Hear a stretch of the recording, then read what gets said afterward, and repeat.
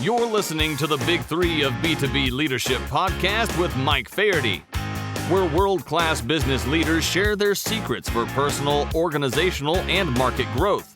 Gain powerful insights from industry leaders that have been tested by the fire. Welcome to the Big Three of B2B Leadership, where we invite industry leaders to share their insights on personal and professional development, developing and maintaining operational excellence in an organization, and of course, expanding your company's position in the marketplace.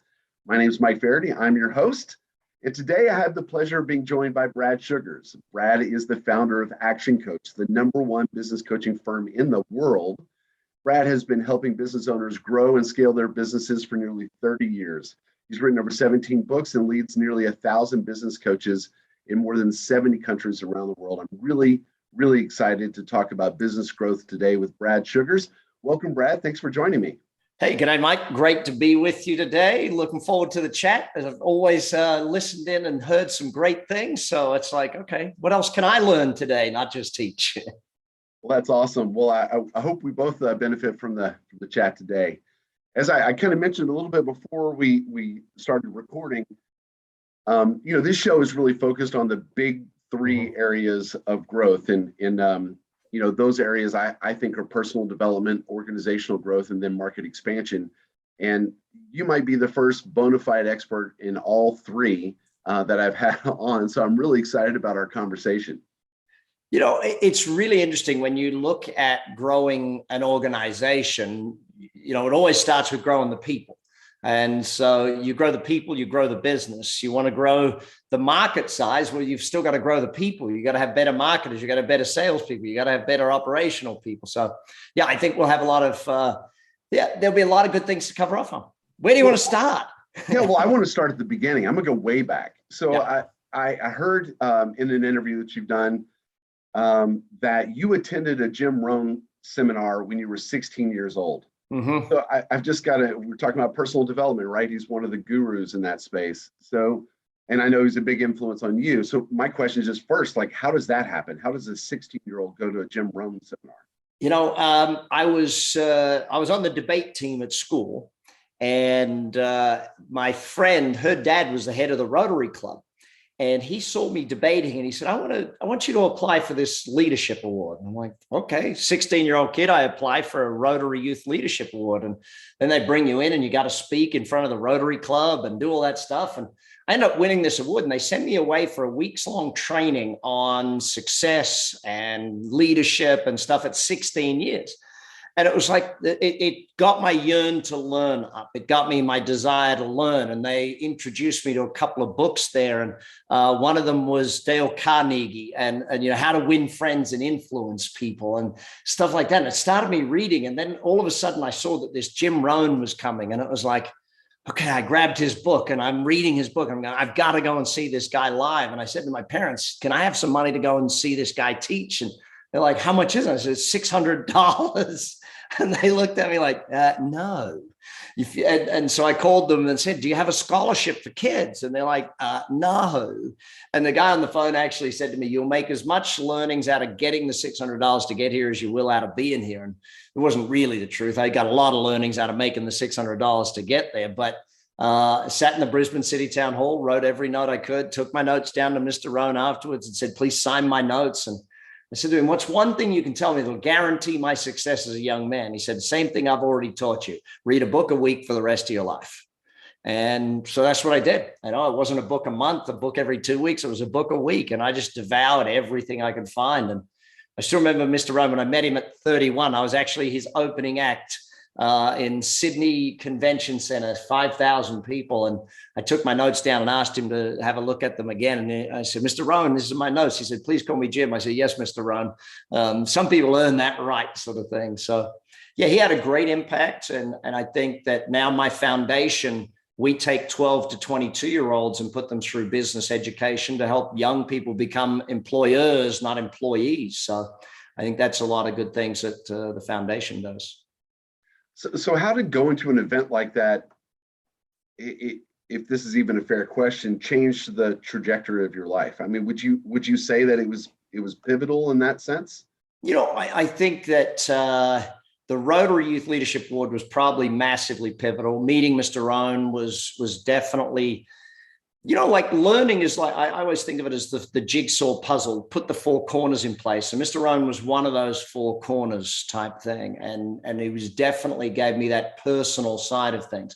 I think Michael Gerber and Jay Abraham on the other side gave me a lot of the business start of it. And Rob Kiyosaki gave me a lot of the presentation skills and that sort of thing. So there's sort of a lot of those. And my dad, I always say, because he gave me the common sense. And so there's a lot of those sort of pivotal early learnings. But I think the key to it is that I got the desire and that will to learn, because it doesn't matter what your goal is. If you set a goal, you can grow into that goal. And that's the challenge I see with a lot of people. They set a goal, they read that book, The Secret, and they think you just sit on a hill and own your way to success. It doesn't actually work that way. You've got to grow into the person that can create that reality. You've got to grow into the leader or the manager, or you got to grow into the salesperson, or you got to grow into the parent, or you got to grow into, as long as you're willing to grow. Because when I met Jim Rohn, I set a goal of financial retirement at age 25.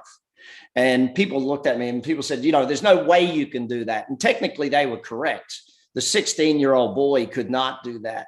But the 25-year-old man that I grew into knew how to do it, did it, achieved it. Well, actually, I was 26, but I missed it by 1 year. But imagine if I'd set the goal of doing it by the time I was 65 and got it by 66. No, 25 was better than 65. Absolutely. It's funny you mentioned Kiyosaki, because that was a pivotal book for me. Absolutely. In my journey, I was out of college and working hard and working long hours and trying to climb the corporate ladder. And I came across that book, and it completely changed my paradigm. Yeah. And it's funny because it's so timely. Just 2 days ago, I sent my brothers I have 3 brothers, and they're all successful in their own right. And I sent them a message, and I said, have you guys ever read Rich Dad Poor Dad? I was curious. We'd never talked about it. I said, have you guys ever read the book? And one had, coincidentally, he owns a business. And the 2 others haven't yet. And I was like, you know what, guys, go find it. I think it's worth reading. Yeah. Well, Sharon Lecter, who actually wrote the book with Robert, Robert came to her husband, Michael, to patent his board game, Cash Flow. And Sharon wrote the book as a brochure for the board game. And she's gone on now, and she's written a ton of other books with Napoleon Hill. But I keep going back to that thing. You'll never out-earn your learning. You'll never be able to achieve more than what you've learned. Your team will never be able to achieve more than what they've practiced and what they've learned. And we expect performance. Like, I see people write a goal of doubling their business. So, well, great. Are you doubling your workforce or doubling the productivity of your existing people? If you don't build your people, how are they going to build your business? And I still remember a guy in Northern Ireland when I was giving a speech up there, and he said to me, but Brad, when I train my people, they leave. And I said, yeah, and if you don't train them, they'll stay. And he thought that was a good thing of them staying. I'm like, no, you missed the whole point, And I think when I was giving a speech and Richard, it was interesting being an Australian. I had Lady Michelle Mone before me, so a Baroness of Mayfair before me, then the convict from Australia, and then Sir Richard Branson after me speaking. And Richard was asked a really interesting question about, that whole training of your people. So you got to train your people so they can leave, but run a company that's so good that they don't want to, build a culture where they don't want to leave. Well, I want to come back to the people side in a minute, because I have some questions I want to ask you about that. But just staying on that personal development, just for another moment, I was curious, aside from a book a week, which I think is tremendously powerful, and I sort of subscribe to that same concept, what other personal development disciplines do you follow on a day-to-day basis that have served you well over the years, besides learning? Yeah, so I every year I build the year, and I look at, so using the formula of B times do equals have. So I determine what I want to have, dreams and goals. Then I just work out what I need to do, the learning, the plan. So that the 2 formulas that work together, B times do equals have, and the other one is dreams times goals times learning times plans times action equals success. So dream, goal, learn. So you build your dreams, 2010, that far out sort of thing, the massive stuff that you want to have. And I run a dream journal. I actually keep a dream journal, and right here, a dream journal, where you'll see there's things all written in here. Hang on, let me change it to the light. And they all get crossed off as they go through. So I have different categories for my dream journal, like trips I want to take, restaurants I want to eat at. And I just keep adding things to the journal and then cross them off. And then turn anything inside 5 years, you turn it into a goal. So at the start of the year, we look at the dream journal and say, what do we want to achieve in the next 5 years, sort of thing, and make it a goal and start working towards it.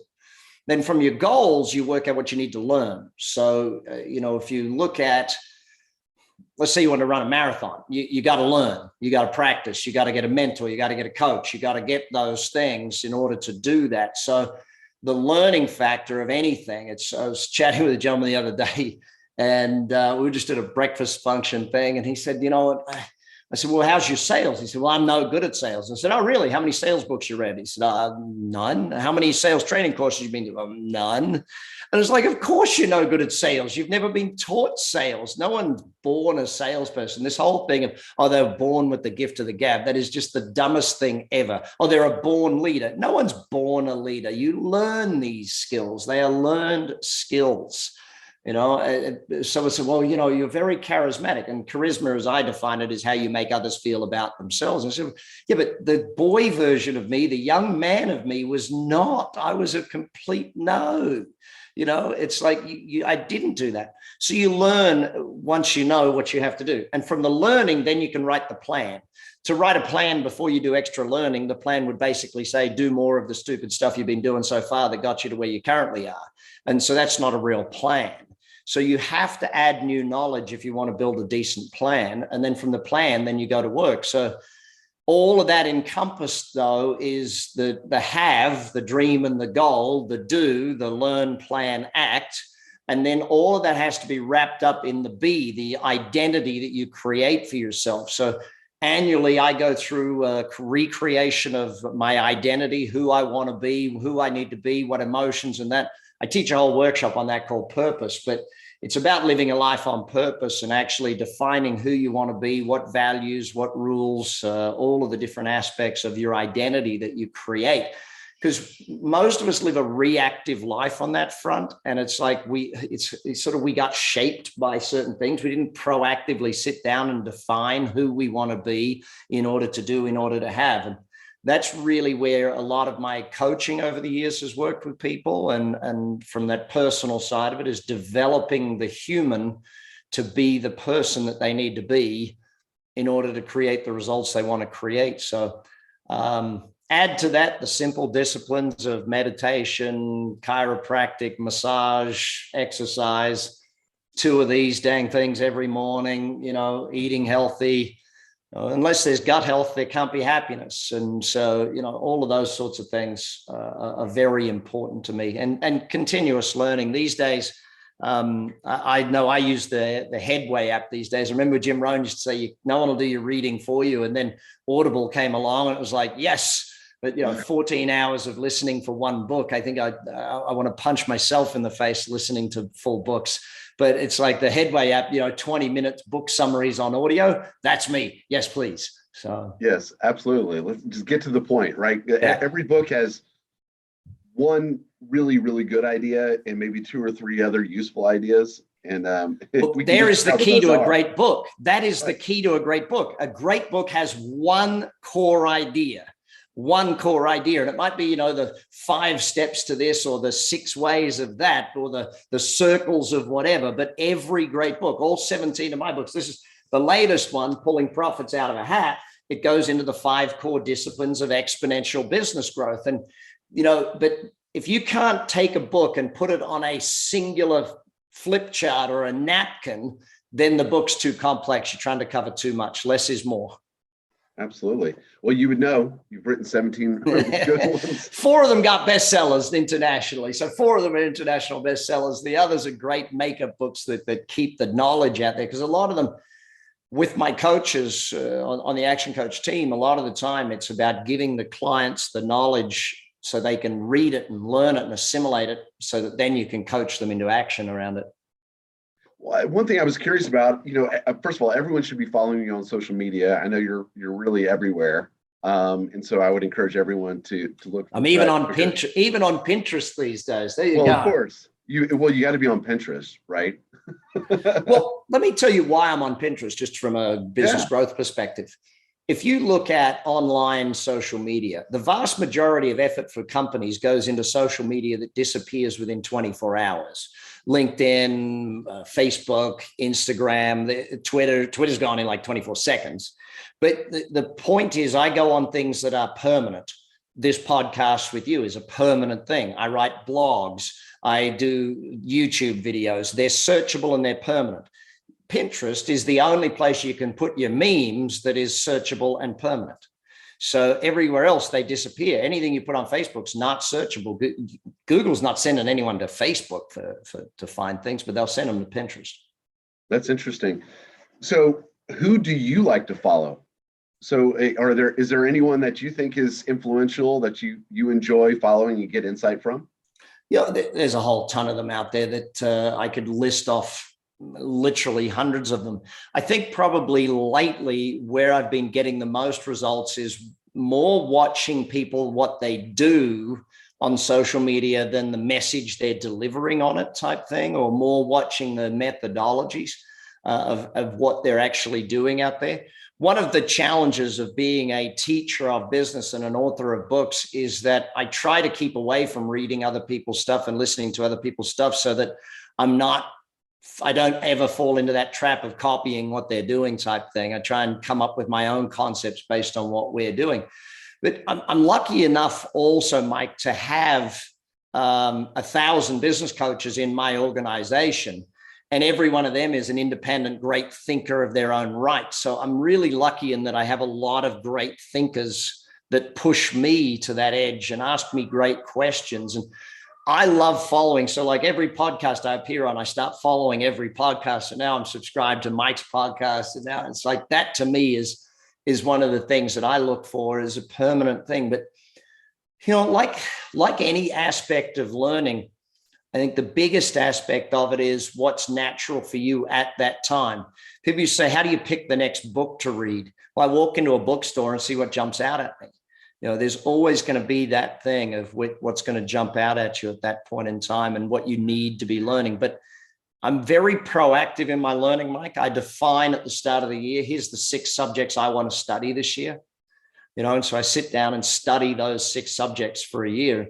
I started studying NFTs recently, and I think I've gone into the rabbit hole. So it's like I've spent a month and a half studying NFTs, and it's like, okay, now I think I know enough to actually buy one of these things and start investing in it. So, right. It's that 10,000 hour idea, right? Where, if you can just really put time into something, you can become an expert in anything you want to become an expert in. Yeah. I think 10,000 hours is a little too much. I'm guessing about 100 hours of study will get you enough to know what you're doing in a certain subject. It's about that 10,000 of mastery so that you can teach it 100%. Yeah, absolutely. Well, I mean, just think of how many tens of thousands of hours you put into business coaching and business growth, right? I just think of every day when I'm coaching my CEOs, because I own 11 companies. And so I work Tuesdays and Thursdays coaching my CEOs.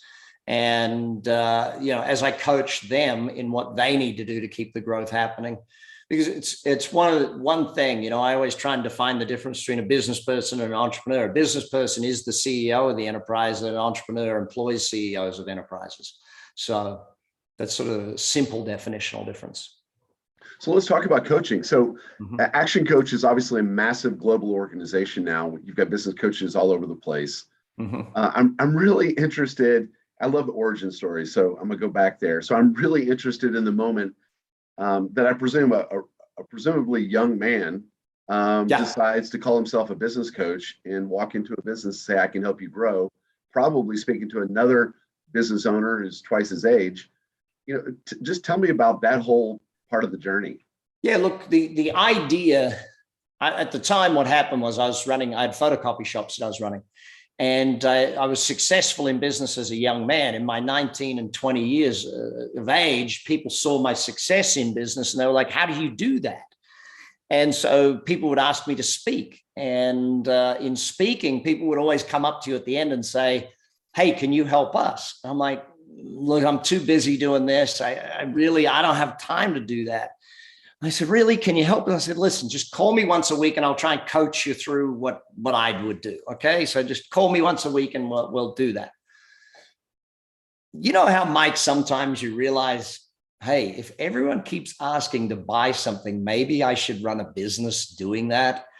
And that moment hit. I think I was in Auckland, New Zealand, doing an event, speaking at an event that someone had asked me, or they paid me to come and speak at. And I thought, this is stupid. All these people keep coming up to me, asking me to have help. Let's do that.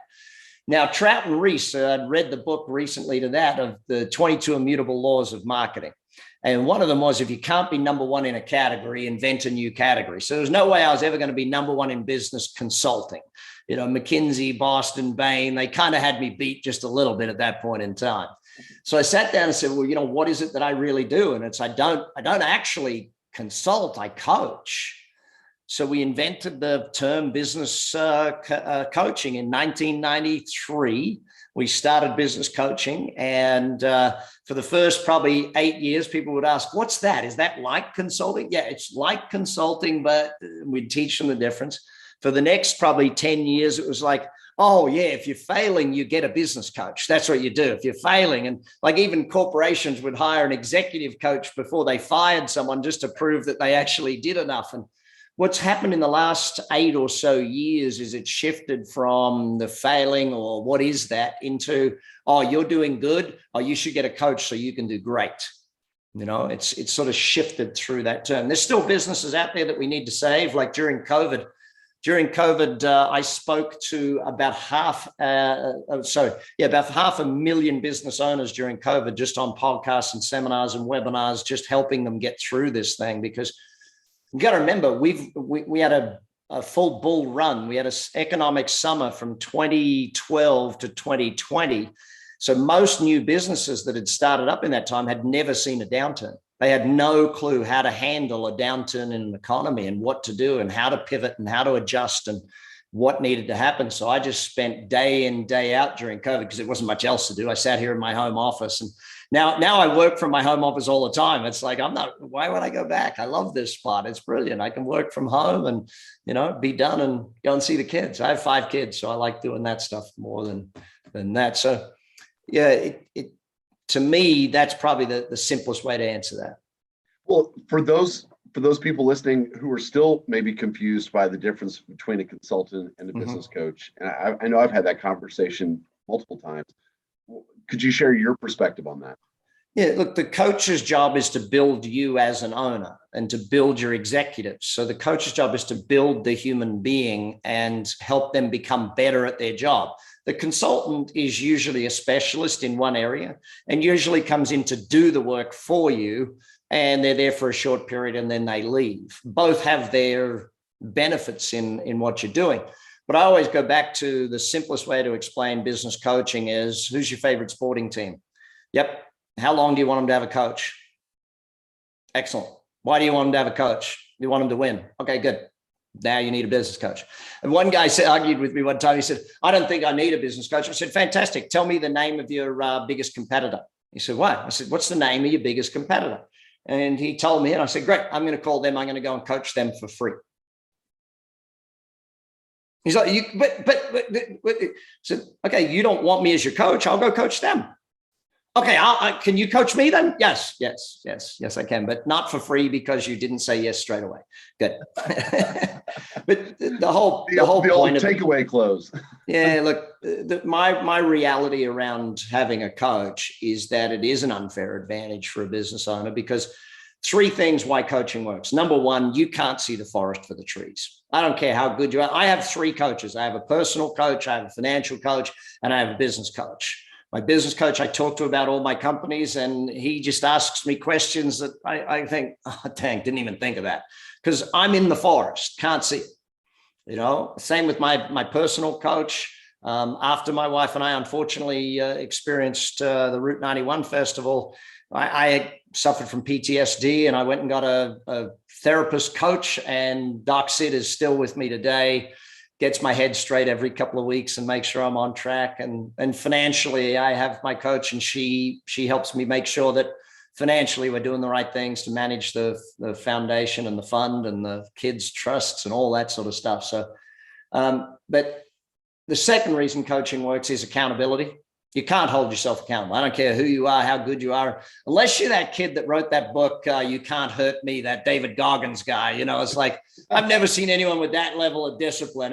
And I don't think I'll ever see anyone again with that level of discipline. So in business, the advantage of a big company, a corporation, is they have shareholders, a board of directors who demand growth, demand profitability. You're a business owner, you're the CEO and the owner of the company. You can't do those two jobs well if you're both of them.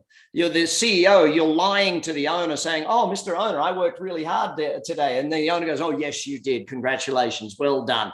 No, you can't be a good owner and a good CEO. And that's why having a coach to hold you accountable, to make you do the things that you know you need to do. Because when you're the owner, as long as you're paying the bills, no one's pushing you for growth. No one's pushing you for that extra. And we want to see that push for that extra. And the third reason is the knowledge base. When ActionCOACH, when we had coached 13,000 companies to success way back, I wrote the book, The Business Coach, but we have a methodology or a recipe of business growth. And, like you bake a cake, you follow a recipe. If you want to grow a business, you need to follow the systematic methodology of how businesses are grown. This is what you do. You step by step go through these processes to grow a business. Now, when we first meet a business owner, a lot of the cases, what we got to do is fix a bunch of the stupid things they've done, like business owners who tell their clients or their customers, oh, I'm the owner, I'm always here, call me anytime. No, that's the dumbest thing you could ever say to a customer, because guess what they do? Call you every time. And the only way they'll do business is if you answer the phone personally. Now, my definition of a business, though, Mike, is different to most people. It's a commercial, profitable enterprise that works without you. If you have to be there, it's not a business, it's a job, and you work for a complete idiot. So, that's the simplest. That's the Australian in me coming out, being slightly blunt about this whole thing. Well, I'm certain that my boss is a complete idiot. I've figured that out on a regular basis. It's so true. I mean, just the perspective. I love the analogy of saying you can't really see the forest for the trees, and it's just so true.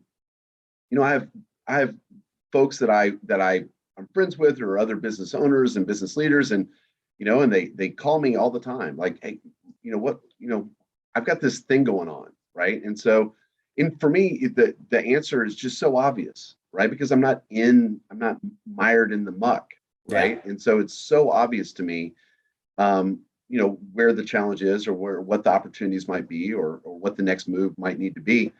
But it's very difficult to do that for myself, right? And I'll do that. I can see that for anyone else's business, but for my own business, I need my coach to point stuff out to me, because, it's like in other people's businesses, you can have a very clear, you're almost got a customer perspective of it. You've almost got that outsider's thing. But if you are a trained coach who has a trained methodology and a systematic methodology of growing companies, and you go into a company, you can very clearly see exactly where they need to place their energy and effort to very quickly change the results they're getting in that. And that's why, my coaching team are trained within an inch of their life.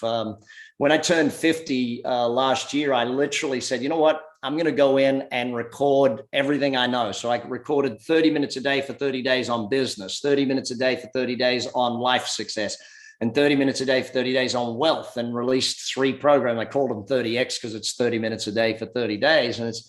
And in putting those together, I sat down and I sent them to my team, and my team are just like, this is the most concise way we can learn this stuff. And they give it to their clients, and their clients are overwhelmed on about day 4 of the first course, because they're like, I really didn't realize that and they actually make the statement, the number one thing I learned is how little I actually know. And it's like, I've spent my life studying business, though, studying the processes of how, what, where, and when. And, having owned and operated now just over 50 companies, currently 11 of them, everything from tech companies to commercial cleaning, restaurants, franchise companies, licensing companies, and investing-based companies. in all of them, it keeps coming back to follow the methodology, follow the methodology. Like I just bought another company recently, and my team is like, well, okay, what are we going to do? I say, we follow the 100-day process. We got 100 days to get all of these things achieved. And that's what we do. So you mentioned franchising. So I'm curious, as you're at that stage at ActionCOACH and people are asking for your help and you're starting to take them up on it, like, this is silly, I'm gonna stop ignoring the market. How did you land on franchising as a model for this? That had to be you were a bit of an outlier there in terms of a professional service franchise. Yeah, 100% outlier. We were one of the first white collar franchises to exist. I think us, Jackson Hewitt, and ERA were sort of the first white collar franchises. And what happened was we started to expand internationally. And what I thought about with it, because I'd already been in franchising, Superior Quilt Company, Trophy Dog Food. I had 2 different companies that were in franchising. And I just looked at it, I said, you know what? I have systematized the methodology so well that I think I can teach someone else to do this. Now, I employed people first. I employed the coaches first, and they worked for me doing the coaching. And when we started to expand into Singapore and Malaysia from Australia and New Zealand, I thought, I don't know how to employ people here. I'm not going to pretend to be an expert. And I thought, what if I try franchising here? And a couple of people that I met up there, I said, we're just going to start franchising it. And so we did. It started to work. I took all of my employees back then and put them into franchises as well. I literally gave them the franchise and said, all right, I'm going to give you the franchise because we don't know how it's going to work and we don't know what it's going to do, but here it is. The first guy I gave the franchise to, still with me here today, Steve Leach. And he's made millions and millions from doing this. I said, I really should get you to pay for the franchise one of these years. And he just laughs at me.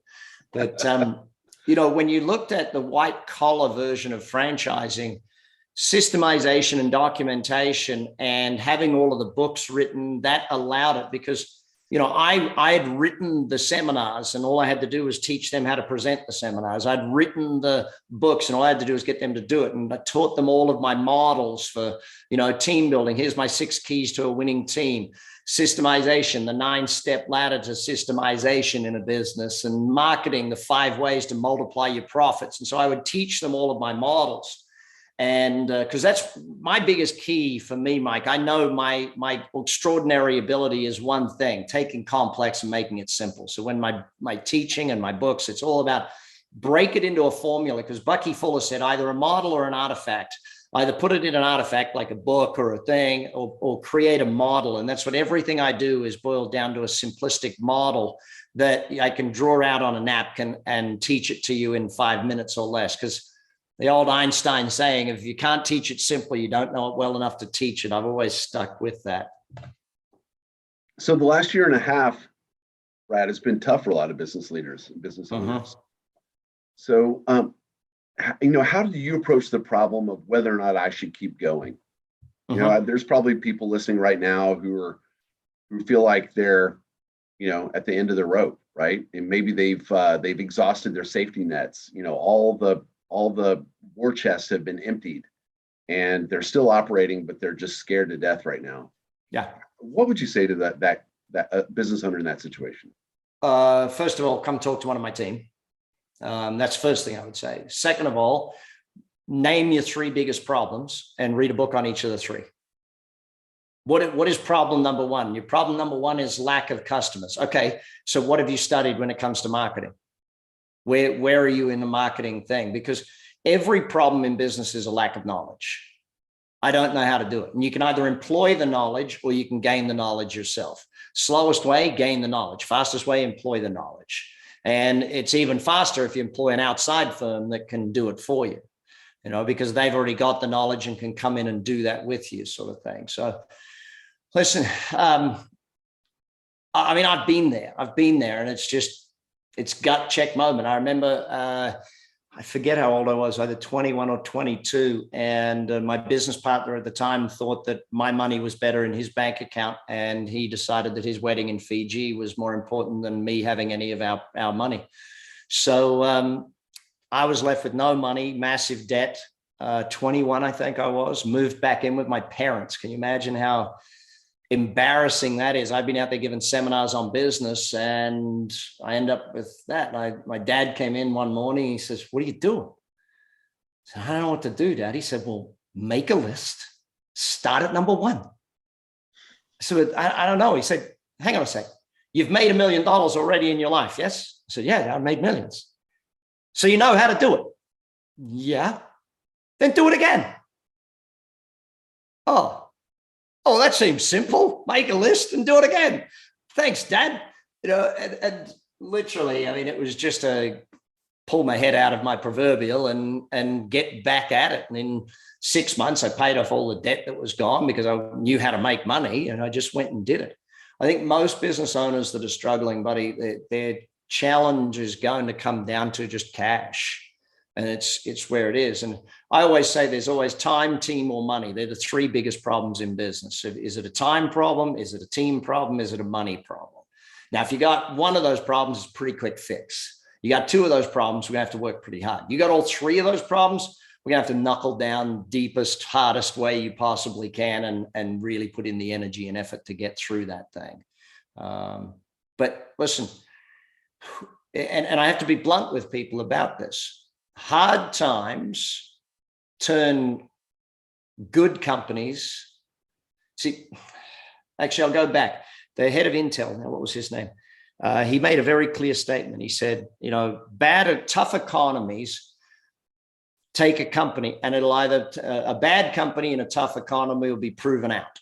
It'll prove out that they had a fundamental error. It's like, I keep hearing this thing of hustle and grind these days. And to me, hustle and grind is the new stupid. It's what I did when I was young. I believed in the hustle and grind. I believe in the 18-hour days, 7-day work weeks. But what happened was working that hard covered up all of the problems with my business. I worked so hard that we didn't see that my marketing was not as good as it should be. I worked so hard, we didn't see that I had no sales systems to speak of. I worked so hard that we didn't see there wasn't profitability in certain aspects of the business because I was working my tail off. And so I really had to learn that, that working long hours is just covering up mistakes in my business. And so once I got over that, I also have to understand that a bad economy, a good company will survive a bad economy. A great company will thrive in a bad economy. I had, out of my 11 companies, we had one of our restaurants we just had to shut because it was in a casino here in Vegas. Had to shut, just couldn't do it. So we had 9 months of no trading. And, it was what it was. Luckily, the government bailed us through that thing and we got through it from it. 8 of my companies, we had to actually just pivot to keep them running and virtualize them and make them do it.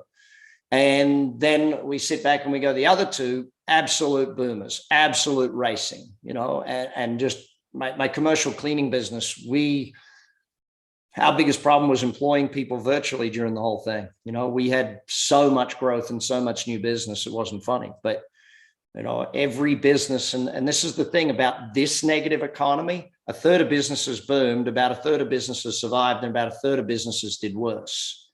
You got to sit back and look at the virtualization of the world. This last 18 months, we've leaped ahead approximately 10 years.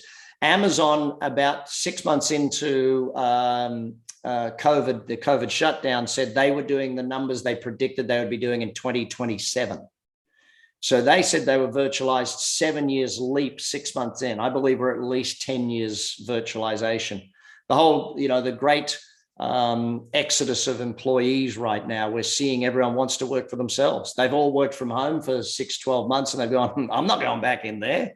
I'm going to stay home. I'm going to set up my own business and do my own thing. Now, hopefully they'll all keep coming to you and me, Mike, and keep learning how to grow it and not just go and think they can do it without learning. But, business doesn't get easier. You got to get better at business. That's probably the simplest answer I can give. You just started talking about that, the labor market right now, like it's changing so quickly. Mm-hmm. And, the headlines right now are about people can't fill open positions. Like we've got open. Yeah, but they're doing it wrong. They're doing it wrong. What do you mean? Want to fill open positions because you are still thinking that you want people to sit at a desk in a chair in your office.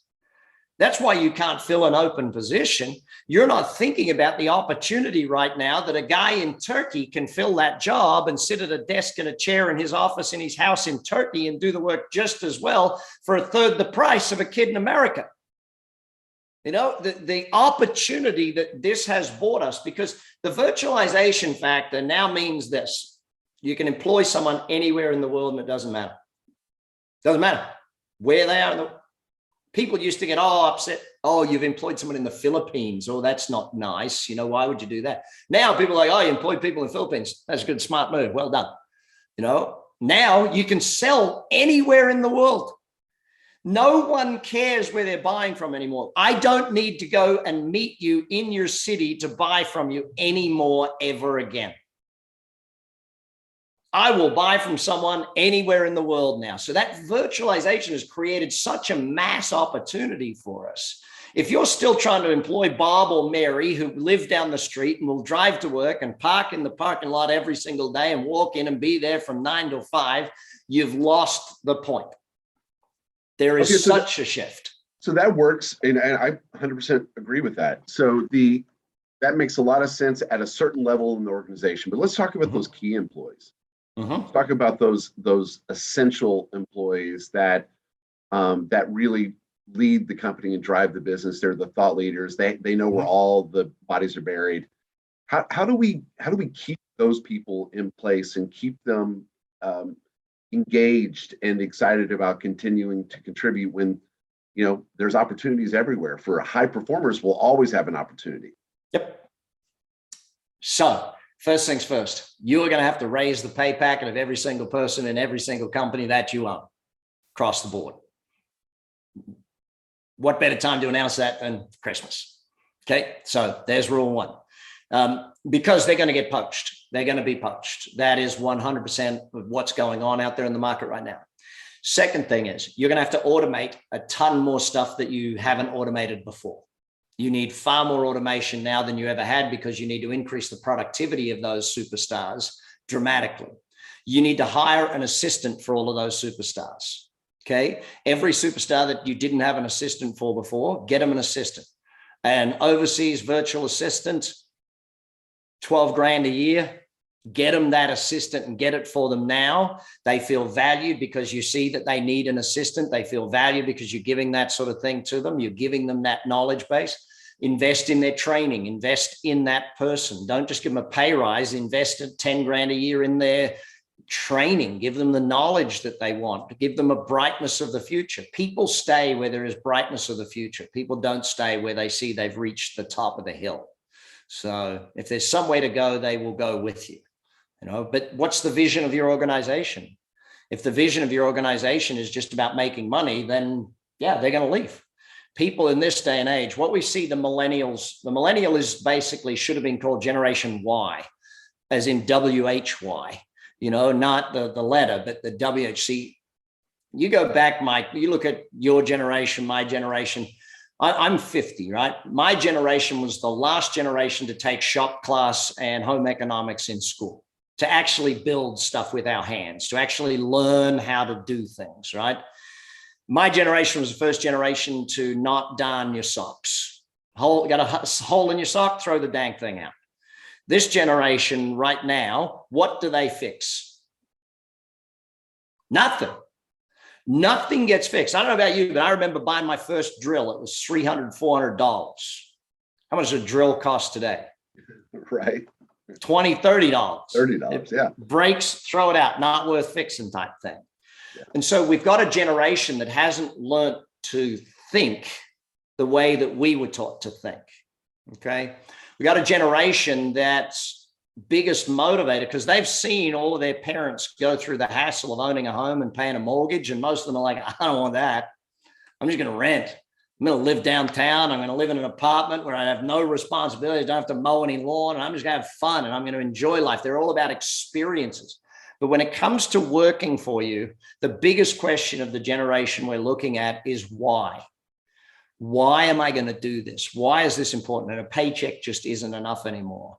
the corporate responsibility, the vision of your company, everything you're doing to add value to the world is important to them. You know, if you're not taking care of that sort of thing. I remember when Sir Richard was asked, you know, have you had to change your management systems because of, you know, the millennial generation? And his answer was, no, we've always done good management.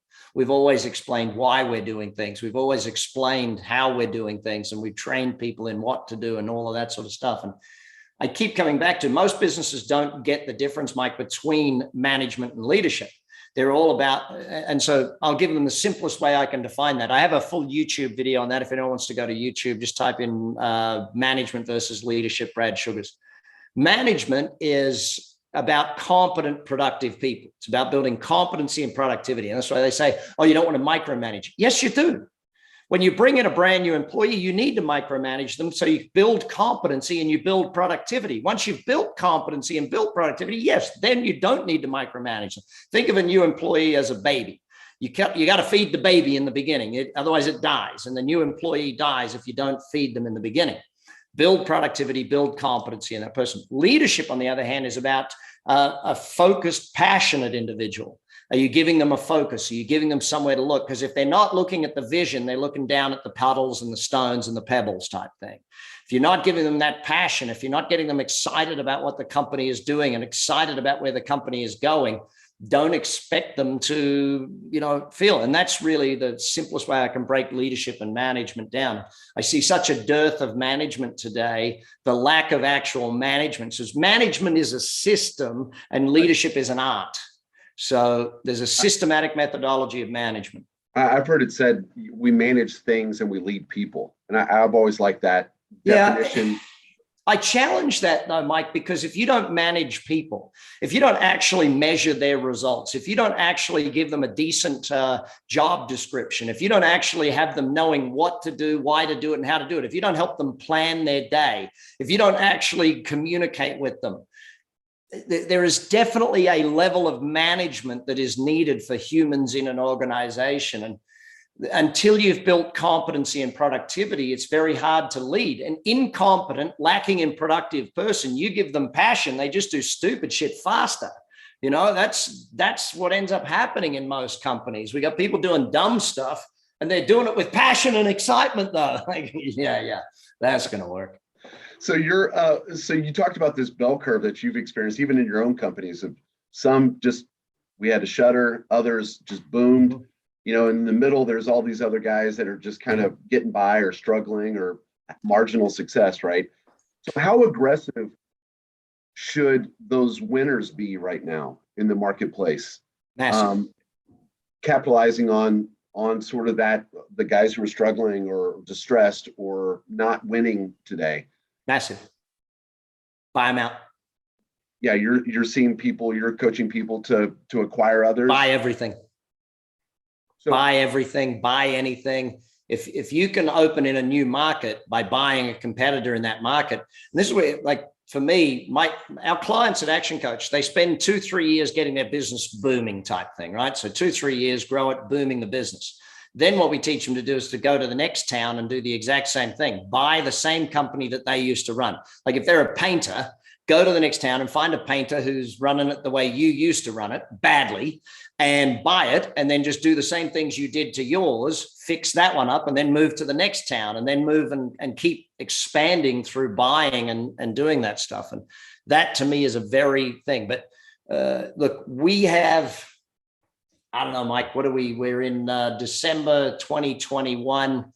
I'm guessing we've got at least a year before inflation starts to impact us dramatically, before we see it hitting the bottom line. But look at this, bud. 2008 downturn. The Obama government put out $800 billion in economic stimulus. Where did that take us? So far, we're at what, 4.5 plus another 1.5 trillion in economic stimulus. We have overextended the economic stimulus to the point now where we have a demand that is greater than supply can handle. People are saying it's the ports off the shore. Yeah, there's a problem with the ports. That is a small segment of the problem. The biggest segment of the problem is that demand right now is at an all-time high for everything. All-time high. My wife has a business, and she does balloon art for people, like creates massive balloon installations. And you know, the latest one they're doing, this thing, it's like an 80-foot cloud above this thing of all balloons and stuff. And can't buy balloons right now. Just can't get them. The demand is so dramatically high for everything. We've overstimulated the economy. So we're going to get an inflationary problem in, I don't know, a year, couple of years. So I'd be as aggressive as you can be right now, aggressive as you can be, and start cashing up in about a year's time. Start cashing up and getting ready for when the dip happens. It's going to happen. And then get ready for the next one. It's a 7 to 10 year cycle. It just keeps going like this. You know, it's up, down, summer, winter, fall, all those things. It just keeps happening. There's a season for everything, there's a cycle for everything. Yeah. And you cash up at the end of summer. You know, when you have an economic summer that's run, and this is the thing, they keep throwing this economic stimulus at us, and it's given us a false sense of security around the economy. So, you know, 6 trillion it's going to end up being thrown into the economy. That's amazing. And people are like, well, you know, all that money that disappeared during COVID, nothing disappeared during COVID. The American savings went up 1.9 trillion in extra savings during COVID. That money's going to come out somewhere. It's going to be invested somewhere. Everyone's invested the money. Amazon just got the money instead of the small business. That's the reality. So I love to help B2B company leaders get something they can tangibly take away. I'm sure they've taken a lot of stuff away already up to this point, but I'm curious, just with your perspective, what do you think is the most overlooked opportunity for most B2B companies to grow? Most overlooked opportunities, I'll give you 3. Number 1, your people, letting them perform to the level with which they can perform, allowing them to leapfrog and do the things that need to be done to grow. You got to put your time and energy into growing your people, but then you got to let them grow your business for you. They've probably got more opportunities in their brain than you could think of yourself. So stop trying to do it all yourself, let them grow. Second biggest area of opportunity is repeat business. Repeat business equals profit. And if you're not getting great repeat business, you're not getting profit. Going back to your existing customers, your existing database, and looking at how much repeat business you can get out of that database is very important. The third, I'll take a minute to explain. If anyone sees this and you want, I'm doing a webinar on this. If you just type any of my social media or anything, just send me the message, raise your hand. Just send me that message and I'll send you a copy of the webinar on this. But basically it's this, Mike. So many people put so much effort into marketing and forget to make an offer. And I call that raising your hand, asking your prospect to raise your hand. So if you do a social media post, like when we finish this podcast, Mike, and it goes live, I'm not going to actually post a link to the podcast. What I'm going to do on my social media is I'm going to say, hey, did this amazing interview with Mike. He had such great, insightful questions around leadership that I talked about stuff that I've never talked about for years. If you want to learn the top 5 things that I got on this podcast, type podcast below and I'll send you the link. Now that then gives me someone who wants to communicate with me. That then gives me someone who's raised their hand and said, hey, I'm interested in growing my business right now. Hey, yeah, I'm interested in that sort of thing. And you can do that with any business. You know, you just got to keep getting people to raise their hand. That's what marketing is. Marketing and social media marketing, any form of marketing, is about asking people to raise their hand. It's not about making a sale. People keep putting out content without asking people to raise their hand. What did I just do before? I said, if you want a copy of the webinar, type me the message, raise your hand, and I'll send it to you. So now all of a sudden, Mike, your billions of followers are going to raise their hand and say, hey, Brad, I'm interested too. You know what I mean? It's not complex, but we see too many businesses doing too much marketing, too much social media marketing without asking customers to raise their hand. I think that's an excellent point, and a great strategy for how to get the most out of social media. I think a lot of times the instinct is to try to sell too soon. Just offer help, right? All you got to do is get a communication happening, get a conversation happening. you get a conversation happening, you can eventually ask for the sale. But if you don't get any conversations happening, it's very hard to later on ask for the sale. This has been great, buddy. I really look forward to chatting to you more and having all your people on any of my social media and keeping up the communication and keep helping them grow their business.